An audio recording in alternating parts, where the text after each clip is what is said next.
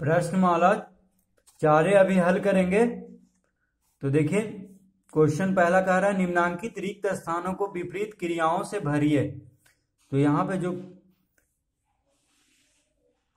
जो क्रिया दिया हुआ है उसका विपरीत क्रिया से हमको ये रिक्त स्थान भरना है। तो पहला देखिए जनसंख्या में ह्रास की विपरीत क्रिया जनसंख्या में, देखिए जनसंख्या में ह्रास मतलब कम हो रहा है, जनसंख्या की विपरीत क्रिया क्या होगा, जनसंख्या में वृद्धि। तो यहां पे हम लिखेंगे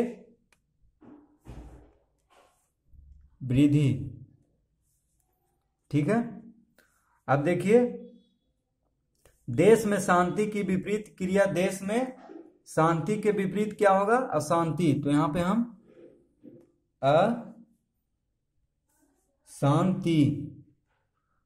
अशांति भरेंगे।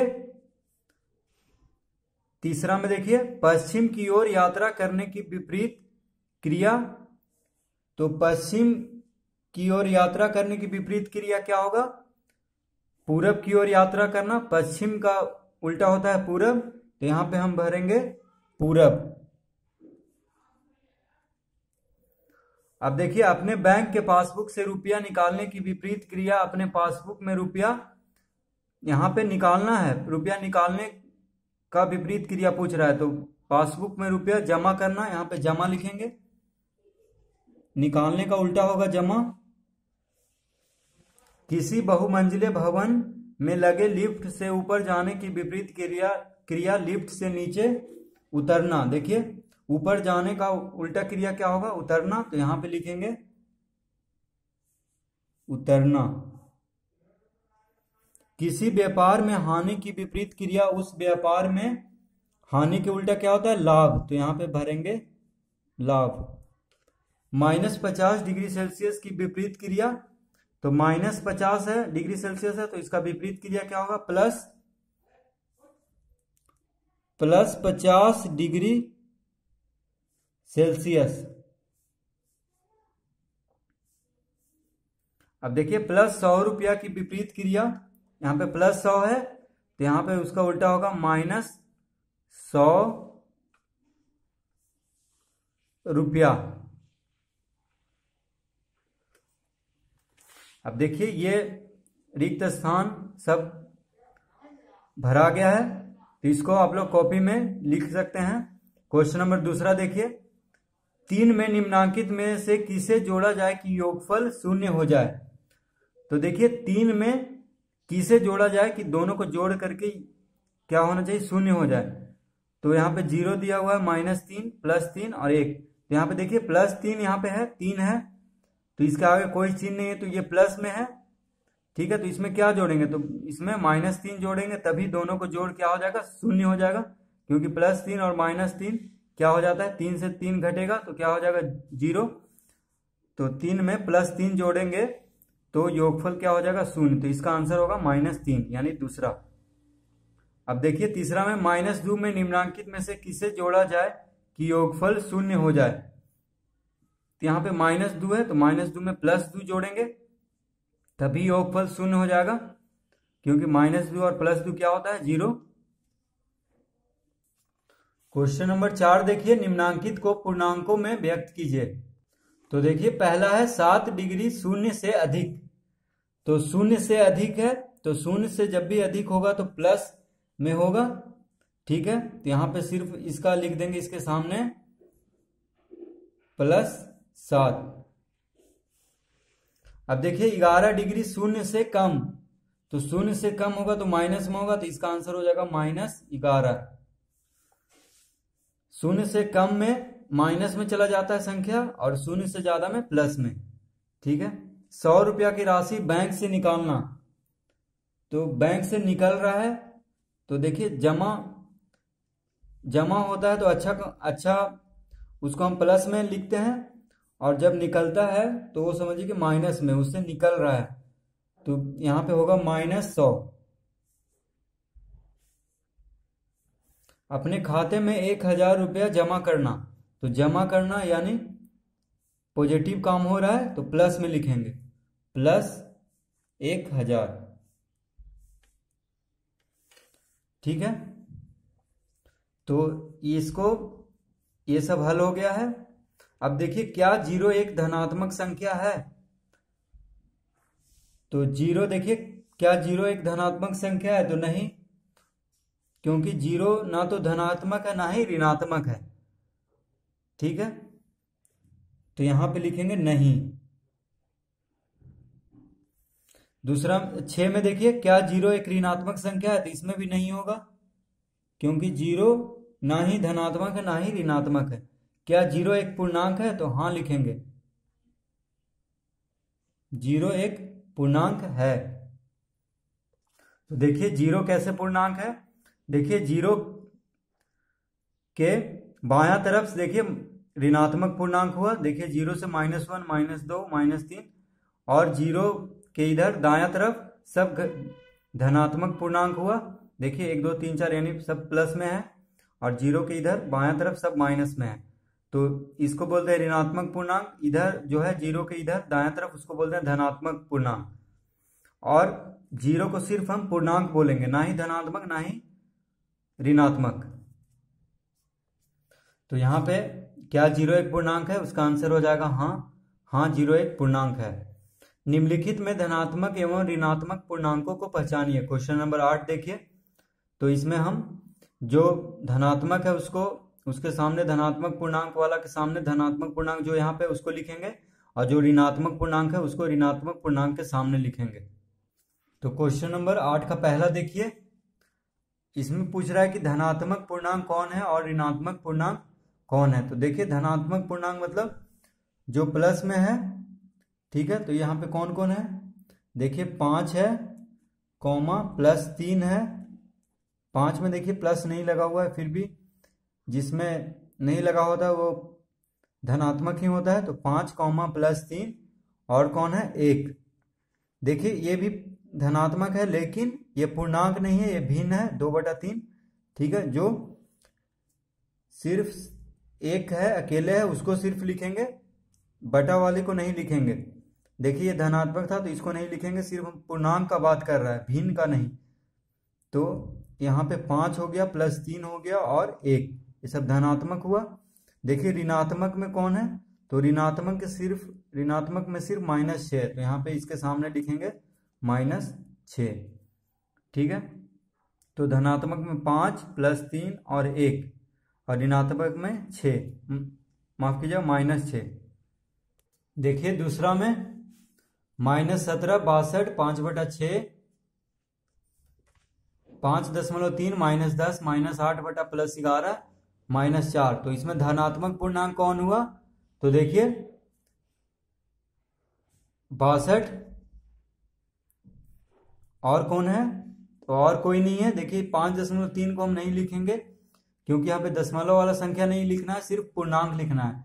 तो धनात्मक पूर्णांक में सिर्फ कौन है? 62, तो ये लिखेंगे। और ऋणात्मक पूर्णांक में, तो ऋणात्मक पूर्णांक में है देखिए -17 सबसे पहला वाला, कॉमा उसके बाद देखिए -10, कॉमा -4। तो देखिए 3 है, -17, -10, -4। तो देखिए -7, -17, -10, -4, ये हो गया ऋणात्मक। और धनात्मक में सिर्फ 62 हो जाएगा। देखिए क्वेश्चन नंबर 3 में 11 -22 +6 -15 6/13 -13 + 2 -9/5। तो इसमें धनात्मक पूर्णांक कौन कौन है उसको लिखेंगे। तो देखिए सबसे पहले 11 है, तो 11 लिखेंगे यहाँ पे, कॉमा उसके बाद देखिए +6 है, तो +6 लिखेंगे, सब धनात्मक है। उसके बाद देखिए, उसके बाद कोई नहीं है, ये देखिए पूर्णांक नहीं है, ये तो भिन्न है, और कोई नहीं है धनात्मक। अब देखिए ऋणात्मक में सबसे पहले हो गया -22, तो हम यहाँ पे -22 लिखेंगे, इसको कॉमा दे देंगे। अब देखिए -22 हो गया, उसके बाद -15, तो यहाँ पे लिखेंगे -15, और कोई है? तो और कोई नहीं है। देखिए ये पूर्णांक नहीं है, तो इसको नहीं लिखेंगे, बस तीसरा में यही आंसर हो जाएगा।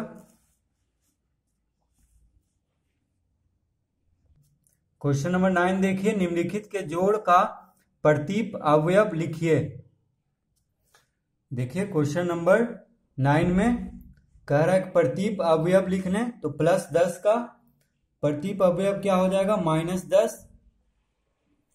उसके बाद देखिए -7 का हो जाएगा 7, 6 का हो जाएगा -6, +3 का हो जाएगा -3, -2 का हो जाएगा +2, 0 का हो जाएगा 0, -8 का हो जाएगा 8,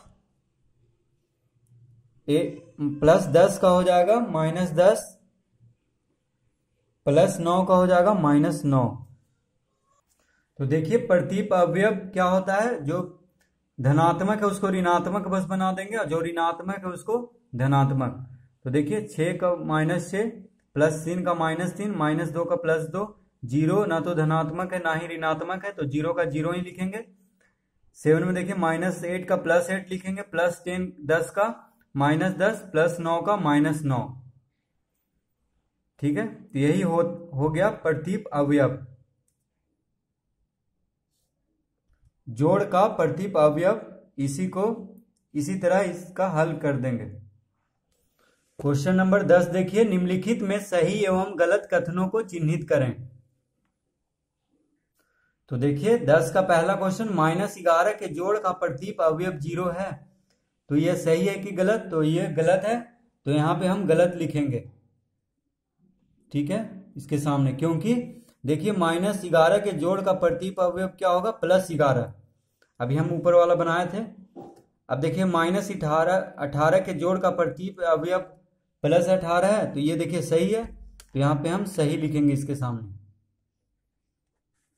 ठीक है, अब देखिए -3 +3 बराबर 0, तो ये सही है। देखिए -3 और +3 को जोड़ेंगे तो 0 ही आएगा, तो ये सही है, तो यहाँ पे हम लिखेंगे सही।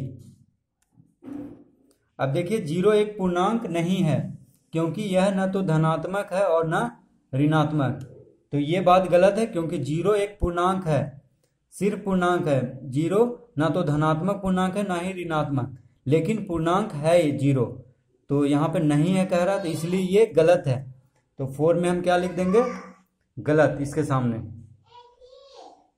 यहाँ पे क्या लिखेंगे, गलत। ठीक है, देखिए यहाँ पे गलत लिख देंगे इसके सामने। 5 में देखिए शून्य के जोड़ का प्रतीप शून्य है, तो शून्य के जोड़ का, शून्य ना तो धनात्मक है ना ही ऋणात्मक, तो उसका जोड़ का प्रतीप शून्य ही होगा, तो ये सही है, तो यहाँ पे हम इसके सामने सही लिखेंगे। अब देखिए 11 क्वेश्चन कह रहा है कि संख्या रेखा पर 3701 अंकित कीजिए पहला में। तो 11 का पहला क्वेश्चन देखिए, संख्या रेखा हमको बनाना है, तो पहले एक क्या करेंगे, संख्या रेखा बनाने के लिए एक लाइन लेंगे, सीधा लाइन लेंगे स्केल से। ठीक है, हम तो बस कलम से ले रहे हैं, आप लोग स्केल से एक लाइन सीधा ले लीजिएगा। उसके बाद कहीं पे भी 0 दे देंगे। ठीक है, बीच में या कहीं पे भी, तो यहाँ पे देखिए 0 दे देते हैं, क्योंकि सिर्फ धनात्मक संख्या, पहला में सिर्फ धनात्मक संख्या अंकित करना है, इसीलिए इधर ज्यादा जगह देंगे। धनात्मक तरफ इधर होता है, 0 के दायां तरफ होता है धनात्मक संख्या, 0 के बायां तरफ होता है ऋणात्मक।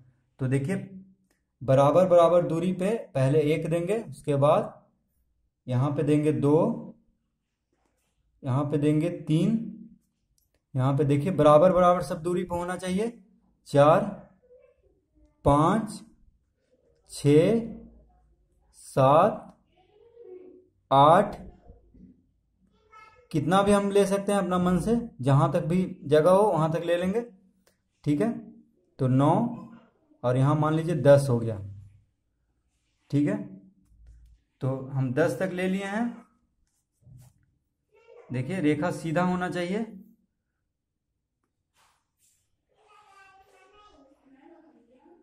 अब देखिए 0 के बायां तरफ क्या होगा, बस बराबर दूरी पे ही -1, फिर -2, फिर -3, और जहां तक माने वहां तक ले सकते हैं -4, यहां मान लीजिए -5। ठीक है, अब देखिए कह रहा है कि संख्या रेखा पर 3 7 0 1, तो ये हो गया संख्या रेखा। 3 7 और 0 1 को सिर्फ हमको अंकित करने के लिए कह रहा है। तो देखिए 3 हो गया ये, तो इस तरह हम कर देंगे 3 7 0 और 1, ठीक है। तो इस तरह भी कर देंगे। तो देखिए 3 7 0 1 को हम ऐसे गोल कर दिए हैं, तो ये अंकित हो गया है संख्या रेखा पे, ठीक है। इस तरह से भी आप बना सकते हैं, नहीं तो जैसा किताब में आंसर दिया है, जैसे सिर्फ एक संख्या रेखा लिया है और इधर ऐसे ऐसे कर दिया है। देखिए तीर यहाँ पे 0 दिया है, उसके बाद 1 3 4 5 6 7, तो बस जो कह रहा है अंकित करना उसी को लिखा है। तो देखिए 3 7 0 1, इस तरह से भी आप बना सकते हैं, इस तरह से भी, बस हम दोनों बता दिए ताकि समझ में ज़्यादा आने के लिए। तो आंसर इस तरह से दिया है, तो आप इस तरह से भी बना सकते हैं, नहीं तो पूरा नंबर को शो करके धनात्मक और ऋणात्मक फिर ऐसे गोल गोल भी कर सकते हैं, जो अंकित करने के लिए कह रहा है। तो दोनों सही होगा।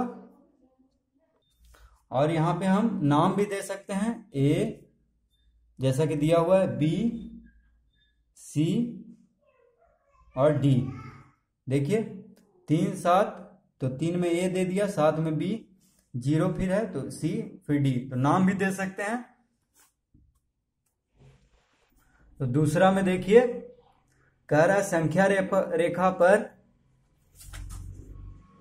देखिए -1 6 -2 और 5 अंकित कीजिए। तो ये रहा, देखिए संख्या रेखा हम दो तरह से बना लें। एक तो ये आंसर दिया हुआ है, जैसा किताब में आपका आंसर दिया हुआ है उत्तर, वे हम बना लिए हैं, और एक अपने से समझाने के लिए। तो देखिए संख्या रेखा में पहले 0 लेंगे बीच में, उसके बाद बराबर बराबर दूरी पे इधर धनात्मक संख्या दायां तरफ, और इधर हो गया ऋणात्मक संख्या बायां तरफ, 0 के बायां तरफ ऋणात्मक संख्या। तो कह रहा है -1, तो -1 कहाँ पे है अंकित करना है। तो देखिए -1 यहाँ पे है, तो हम इस तरह से गोल भी कर सकते हैं या ऐसे चरखूट बॉक्स भी बना सकते हैं। तो ये हो गया -1 अंकित हो गया। अब 6 कह रहा है, तो देखिए 6, तो हम एक और बढ़ा देते हैं, तो यहाँ पे 6 होगा, ठीक है। तो इसको भी हम इस तरह से घेर सकते हैं,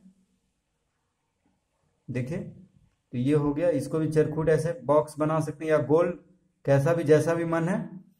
6 हो गया, और है -2, तो -2 कहाँ पे है यहाँ पे, तो इसको भी इस तरह से हम अंकित कर सकते हैं ऐसे घेर करके।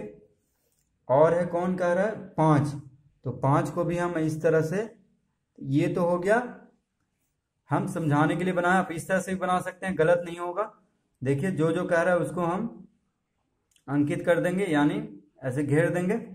और इस तरह से आपका आंसर दिया हुआ है, देखिए सिर्फ 0 दे दिया है बीच में, उसके बाद 1 2 3 4 5 6, तो जो अंकित करने के लिए कह रहा है उसी को लिखा है, और उसका नाम भी दे दिया है। देखिए -1 और -2, यानी -1 कह रहा है, उसके बाद 6, उसके बाद -2 और 5।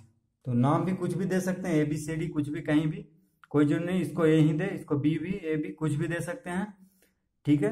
तो इस तरह से भी आप बना सकते हैं, और इस तरह से भी, दोनों में से कोई गलती नहीं होगा।